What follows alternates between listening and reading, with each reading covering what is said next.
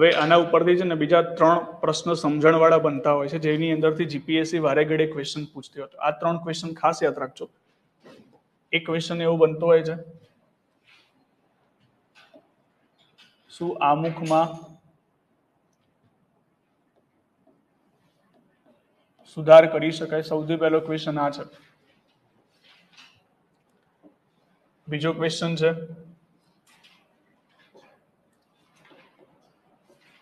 આમુખ ન્યાયચિત છે. ન્યાયોચિત છે એનો મતલબ થાય આમુખ ને ન્યાયાલયમાં પડકારી શકાય કે ના પડકારી શકાય, જસ્ટિસેબલ છે કે નથી જસ્ટિસેબલ. અને ત્રીજો ક્વેશ્ચન બની શકે કે આમુખ બંધારણનો ભાગ છે કે નહીં. આમુખ ભાગ છે કે નહીં. તો આ 3 પ્રકારના ક્વેશ્ચન હંમેશા બનતા હોય છે. તો યાદ રાખજો, સૌથી પહેલો ક્વેશ્ચન, શું આમુખમાં સુધારો થઈ શકે કે ના થઈ શકે? શું લાગે તમને? થઈ શકે. આપણે કર્યો છે ને ઓલરેડી 42મો સુધારો કર્યો છે. તો અહીંથી લખજો કે આમુખમાં સુધારો થઈ શકે. સુધારા થઈ શકે. અને કેટલી વખત થયા છે? માત્ર એક વખત. માત્ર એક વખત સુધારા થયા છે.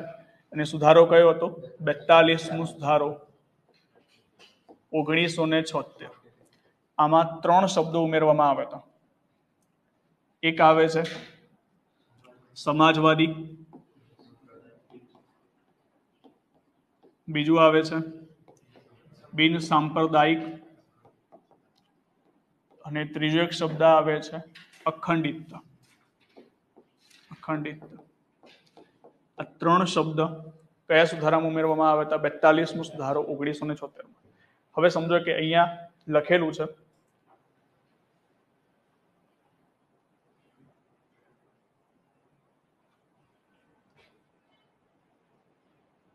વ્યક્તિનું ગૌરવ, રાષ્ટ્રની એકતા અને અખંડિતતા. આજે એકતા શબ્દ તો પહેલાથી હતો. આ એકતાને વધુ મજબૂત કરવા માટે આપણે કયો શબ્દ ઉમેર્યો? અખંડિતતા. હવે બંને વચ્ચે ડિફરન્સ શું છે? તમે બધા એક થઈને રહો તો એકતા કહેવાય. તમારી એકતાને કોઈ તોડી ના શકે તો શું કહેવાય? અખંડિતતા કહેવાય. તો અખંડિતતા શું કરે છે? અખંડિતતા એકતાનું મૂલ્ય વધારે છે. એનો મતલબ થાય તમે સુધારો એ જ બાબતમાં કરી શકો જે બાબતમાં કોઈ વસ્તુનું મૂલ્ય વધતું હોય. હું એવો કોઈ સુધારો ના કરી શકું કે એકતાની જગ્યાએ હું બિન એકતા ના લખી શકું, કે એકતાની જગ્યાએ જો મારે બિન એકતા લખવું હોય તો ના લખી શકું. એ પ્રમાણે હું સુધારો ના કરી. સુધારો એ જ રીતે કરી શકાય જેના મૂલ્યમાં વધારો કરતો હોય. તમે અહીંયા જુઓ કે એકતાની જગ્યાએ મેં શું લખ્યું? એકતા અને અખંડિતતા. તો અહીંયા તમે મને કહો કે એકતાનું મૂલ્ય વધે કે ઘટે? સિમ્પલ વસ્તુ જેનું મૂલ્ય વધી ગયું. એકતા કરતા અખંડિતતા એટલે એવી એકતા જેને તોડી ના શકાય. તો એવો સુધારો કરી શકું એનો મતલબ થાય કે બંધારણના મૂળભૂત માળખાને નુકસાનમાં પહોંચાડ્યા સિવાય સુધારો થઈ શકે. પણ કેવી રીતે? તો મૂળભૂત માળખું અથવા તો મૂળભૂત મૂલ્ય તમે જેને કહો છો, મૂળભૂત માળખા અને મૂલ્યોને પરિવર્તન કર્યા સિવાય એટલે જેનું બેઝિક સ્ટ્રક્ચર છે એને તમારે નુકસાન નથી પહોંચાડવાનું. બેઝિક સ્ટ્રક્ચરનો મતલબ મેં તમને કહી દીધું કે બેઝિક સ્ટ્રક્ચરમાં લખેલું એકતા. તો એકતાની જગ્યાએ તમે એકતા અખંડિતતા લખી શકો, પણ એકતાની જગ્યાએ ક્યારે બિન એકતા ના લખી શકો. તો એનો મતલબ શું થઈ ગયું કે મૂળભૂત માળખાના મૂલ્યોમાં પરિવર્તન નથી કરી શકાતું. એના સિવાયની બાબતોમાં જો તમારે પરિવર્તન કરવું હોય તો એ કેવી રીતે થઈ શકે છે? તો જેમ કે અહીંયા તમને જોવા મળ્યું, અહીંયા શું કર્યું આપણે? બંધારણીય સુધારો કર્યો. આને આપણે કહીશું બંધારણીય સુધારો. બંધારણીય સુધારા દ્વારા આમુખમાં પરિવર્તન કરી શકાય. અને કેટલી વાર થઈ છે? અત્યાર સુધી કેટલી વાર થયું છે? માત્ર એક વખત. એ રીતે પણ પ્રશ્ન પૂછાય કે શું આમુખમાં સુધારો હાલમાં શક્ય છે? તો બિલકુલ શક્ય છે. 42મો સુધારો કરેલો છે. કેટલા શબ્દો ઉમેર્યા છે? 3 શબ્દો. કયા? સમાજવાદી, બિન સાંપ્રદાયિક અને અખંડિત. આ હોટ ફેવરેટ ક્વેશ્ચન. આમુખની અંદરથી જો પ્રશ્ન બનશે તો સૌથી વધારે પ્રશ્ન બનવાના ચાન્સીસ આ હાઈલી પ્રશ્ન છે. કારણ કે આના સિવાય જનરલી આમુખમાં પ્રશ્નો બહુ ઓછા બનતા હોય છે. એટલે હાઈ ચાન્સીસ છે કે આ પ્રકારનો પ્રશ્ન તમને પરીક્ષામાં જોવા મળશે. આ 3માંથી, આ સ્લાઇડમાંથી યાદ રાખજો. આ સ્લાઇડમાંથી જો આમુખમાંથી પ્રશ્ન પૂછે તો આ સ્લાઇડમાંથી ક્વેશ્ચન 100% આવશે. જો આમુખમાંથી પ્રશ્ન પૂછ્યો તો. ઓકે. બીજો ક્વેશ્ચન, આમુખ ન્યાયોચિત છે એટલે કે આમુખને ન્યાયાલયમાં પડકારી શકાય કે ના પડકારી શકાય? શું લાગે તમને? આમુખને ન્યાયાલયમાં પડકારી શકાય? માની લો કે આમુખની અંદર લખેલું છે કે તમને ન્યાય મળવો જોઈએ, 3 પ્રકારના ન્યાય છે, આર્થિક, સામાજિક અને રાજકીય, અને તમને નથી મળતું. ચલો એક્ઝામ્પલ તરીકે રાજકીય ન્યાયમાં શું કહી દીધું મેં? રાજકીય ન્યાયમાં દરેક લોકોને વોટ આપવાનો અધિકાર છે. માની લો કે મને વોટ આપવા દેવામાં નથી આવતો, હું સુપ્રીમ કોર્ટમાં જઈશ, સુપ્રીમ કોર્ટમાં એવું કહીશ કે આમુખમાં લખેલું છે આટલા પ્રકારના ન્યાય છે, રાજકીય ન્યાયનો પ્રકાર છે, તો મને વોટ આપવા દેવામાં આવવો જોઈએ. તો શું હું સુપ્રીમ કોર્ટમાં જઈ શકું કે ના જઈ શકું? સુપ્રીમ કોર્ટમાં જઈ શકું તો એનો મતલબ હું ન્યાયોચિત છું, એટલે કે મને ન્યાયાલયમાં પડકારી શકાય. સુપ્રીમ કોર્ટમાં ના જઈ શકું તો એનો મતલબ થાય ન્યાયાલયમાં પડકારી શકાતું નથી. શું લાગે છે? આમ અંદરથી તો એવું લાગતું હશે કે પડકારી શકે, આટલી બધી કથા કરી તો એનો મતલબ તો એવો જ હોવો જોઈએ કે આ પડકારી શકે. જો ના પડકારી શકે તો આ બધી કથા કરવાનો મતલબ શું છે? પણ યાદ રાખજો, પડકારી શકાતું નથી. કેમ? કારણ કે એક સિમ્પલ વસ્તુ સમજો, કોઈ પણ મૂવી હોય તો મૂવીનો વિરોધ થાય ક્યારે? ટીઝર અને ટ્રેલરનો વિરોધ ના થાય. આખું મૂવી શેના ઉપરથી બન્યું છે? આખું મૂવી બન્યું છે એટલે કે મૂવીમાંથી ટ્રીઝર અને ટ્રેલરને અલગ કરવામાં આવ્યું છે. તો આ જે બંધારણ છે ને, આખું મૂવી તમે સમજી નાખો. બંધારણમાં જે વસ્તુ છે એ જ વસ્તુ આમુખમાં છે. તમે પડકારી શકો, પણ કેવી રીતે? બંધારણના કોઈ આર્ટિકલના આધારે પડકારશો, આમુખની અંદરથી નહીં પડકારી શકો, કારણ કે આ ફિલોસોફી છે.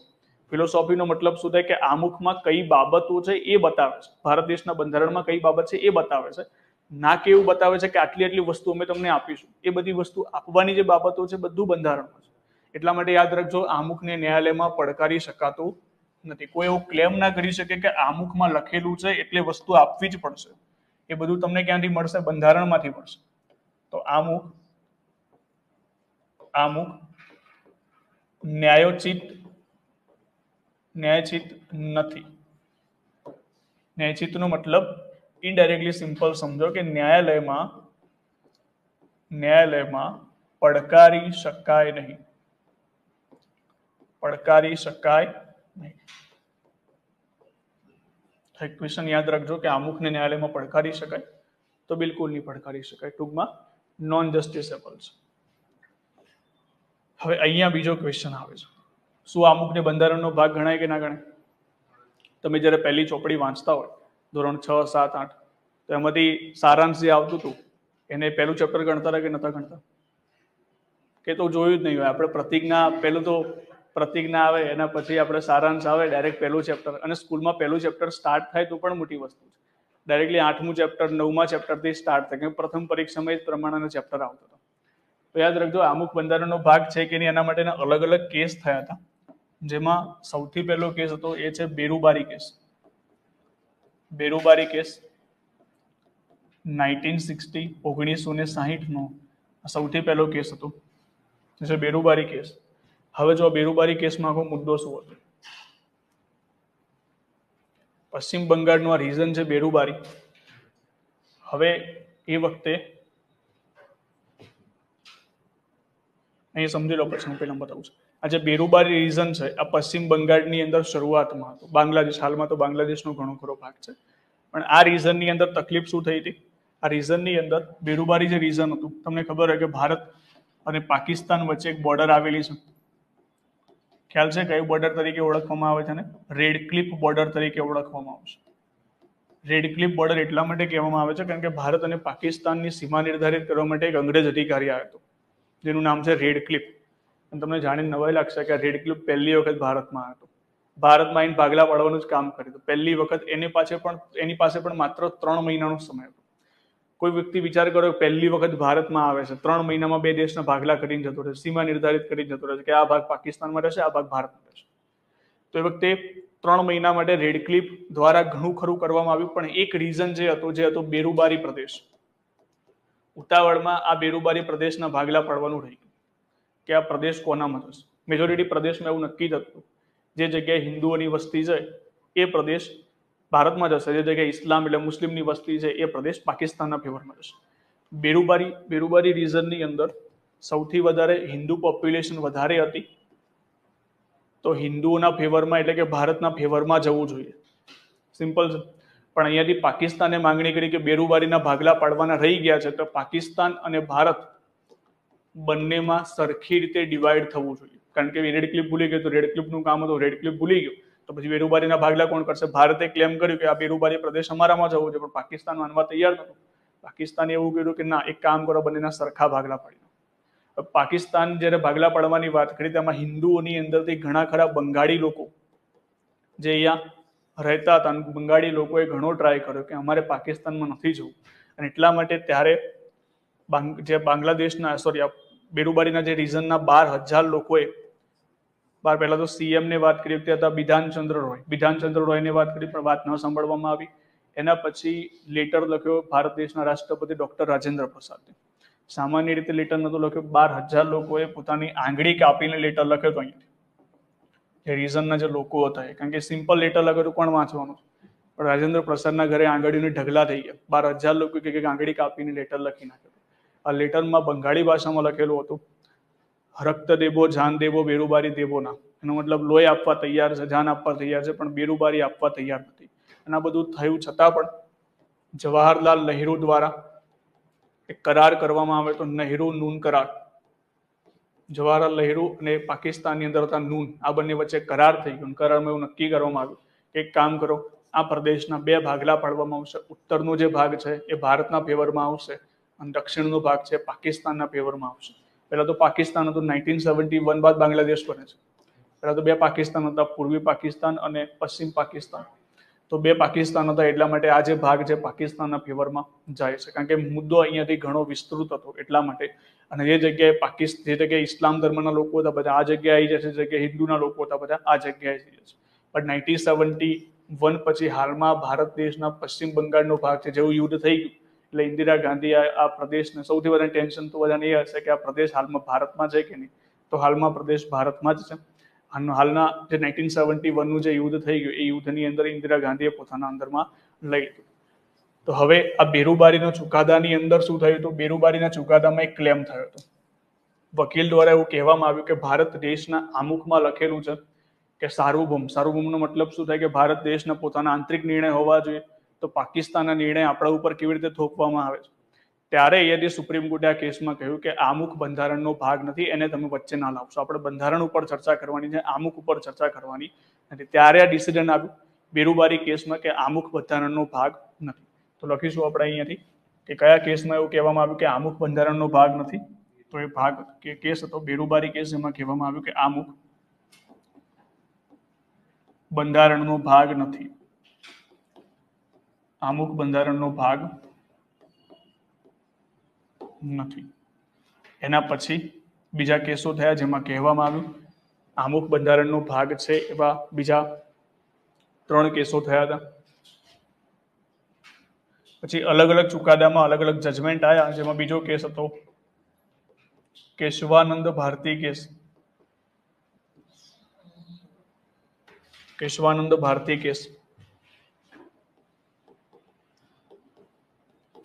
કેશવાનંદ ભારતી કેસ. એના પછી આવે છે LIC કેસ અને SR બોમ્બે કેસ. આ 3 કેસમાં કહેવામાં આવ્યું કે આમુખ બંધારણનો ભાગ છે.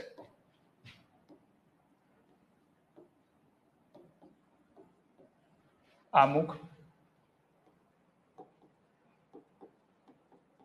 બંધારણનો ભાગ છે. તો હાલમાં છે કે નહીં? હાલમાં બિલકુલ છે. શરૂઆતના પહેલા કેસમાં કહેવામાં આવ્યું હતું કે આમુખ બંધારણનો ભાગ નથી.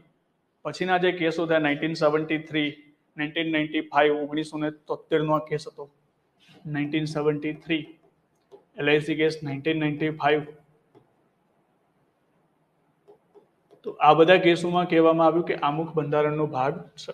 તો તમને હાલમાં પૂછે કયા કેસમાં કહેવામાં આવ્યું કે ભાગ નથી, તો કહેવામાં આવ્યું બેરુબારી કેસમાં ભાગ નથી. બાકીના જે બધા કેસો છે એમાં શું કહેવામાં આવ્યું? ભાગ છે. તો આ જે 3 મેં લખાયા, તો મેજોરિટી અહીંયાથી પ્રશ્ન વધારે બનતા હોય. સૌથી હોટ ફેવરેટ ક્વેશ્ચન આ, અને બીજો પ્રશ્ન બનતો હોય તો આ 2 ક્વેશ્ચન અવારનવાર પરીક્ષામાં પૂછાતા હોય છે. જો કે આમ તો કોમ્પિટિટિવ એક્ઝામમાં ક્યારે IMP જેવું હોતું નથી, પણ આટલું વસ્તુ તો 100% યાદ રાખવાની છે કે આની અંદર તો બિલકુલ ભૂલ ના પડે આપણને. IMP પછી એવું નહીં કે IMP વાળું વાંચવું. હવે બધું એન્જિનિયરિંગમાં નથી, આપણે કાં તો 10માં 12માં નથી, હવે બધું વાંચવું પડશે આમાં તો. અને એમાં IMP એટલે આની અંદર તો 100% ભૂલ ના થવી જોઈએ.